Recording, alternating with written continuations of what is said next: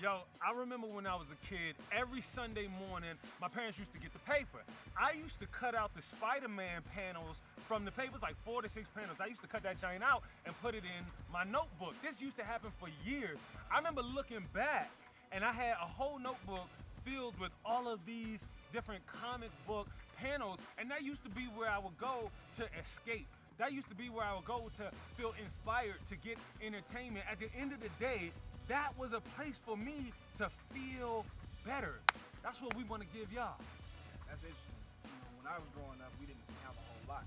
So every now and then, my dad would bring home after work, he would bring home a comic book. And I remember getting my hands on that first comic book. And I remember the feeling. What was your first comic book? Man, Spider-Man. Spider-Man. And so Spider-Man was the first one, and I think I still actually have that. And it took me out of the world that I lived in and put me in a place where I could be anything and anyone I wanted. And if I can get a kid from the inner city, or anywhere for that matter, to pick up his first comic and read that, and it take him to the same place that my first comic took me, then I know I've succeeded. And that's my purpose. In my city, it's a jungle, yeah, it's Tulin. Solid as a rock, we don't crumble, cause it's Tulin.